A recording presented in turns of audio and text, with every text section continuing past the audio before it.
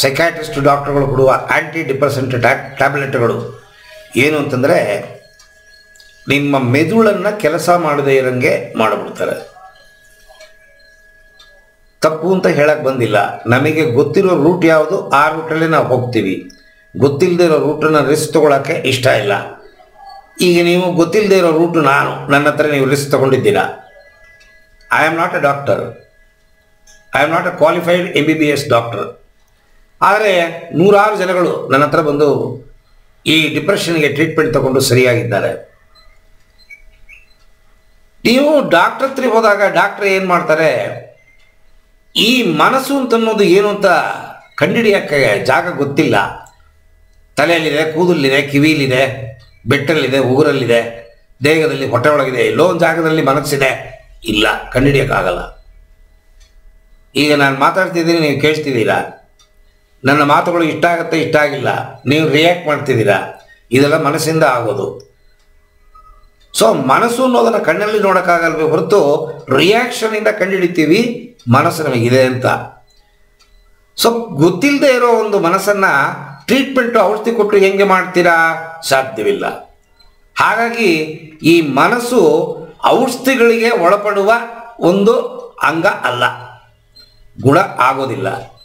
Depressant ಟ್ಯಾಬ್ಲೆಟ್ಗಳು ತಾತ್ಕಾಲಿಕವಾಗಿ ನಿಮಗೆ ಉಪಶಮನವನ್ನು ಕೊಡುತ್ತೆ ಹೊರತು ಪರ್ಮನೆಂಟ್ ಕ್ಯೂರ್ ಅಲ್ಲ. ಆದರೆ ಡಿಪ್ರೆಷನ್ ಬಂದಾಗ ತುಂಬ ತುಂಬ ತುಂಬ ತುಂಬ ತುಂಬ ನರಳಿದಾಗ ಆ ಡಾಕ್ಟ್ರುಗಳು ಕೊಡುವ ಔಷಧಿಗಳು ಒಂದು ಮಟ್ಟಿಗೆ ನಮ್ಮನ್ನು ಸರಿಪಡಿಸ್ದಂಗೆ ಇರುತ್ತೆ. ಅಂದರೆ ನಿಮ್ಮ ಮೆದುಳು ಒಳಗಡೆ ಕೆಲಸ ಮಾಡುವ ಮನಸ್ಸು ಮೆದುಳನ್ನು ಮಲಗಿಸ್ಬಿಟ್ರೆ ಮನಸ್ಸು ಕೆಲಸ ಮಾಡೋಕ್ಕಾಗಲ್ಲ. ಮಲಗೇ ಇರ್ತೀವಿ. ನೀವು ಹೋಗಿದ್ದೀರೋ ಇಲ್ವೋ ಗೊತ್ತಿಲ್ಲ ಡಾಕ್ಟ್ರ್ ಹತ್ರ. ಡಾಕ್ಟ್ರುಗಳು ಕೊಡುವ ಡಿಪ್ರೆಷನ್ ಟ್ಯಾಬ್ಲೆಟ್ಗಳು ನಿಮ್ಮನ್ನು ಮಲಗಿಸ್ಬಿಡುತ್ತೆ.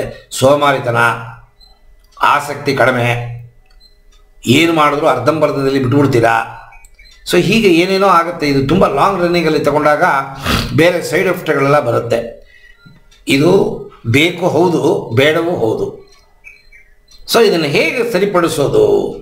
ಸರಿಪಡಿಸೋಕ್ಕೆ ಸಾಧ್ಯವೇ ಇಲ್ವಾ? ಖಂಡಿತ ಇದನ್ನು ಸರಿಪಡಿಸ್ಬೋದು.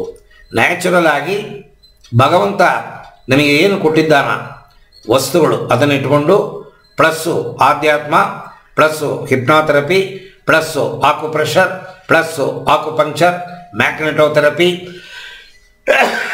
Holistic healing, reiki, pranic healing, ಹೀಗೆ ಹಲವಾರು ವಿಚಾರಗಳಿದೆ. ಆಲ್ಟರ್ನೇಟಿವ್ ಮೆಡಿಸಿನಲ್ ಥೆರಪೀಸು, ಅದು ಎಲ್ಲನೂ ನಾವು ಒಟ್ಟಿಗೆ ಇದಕ್ಕೆ ಅಪ್ಲೈ ಮಾಡಿ ಇದನ್ನು ಸರಿಪಡಿಸೋಕ್ಕೆ ಸಾಧ್ಯವಿಲ್ಲ.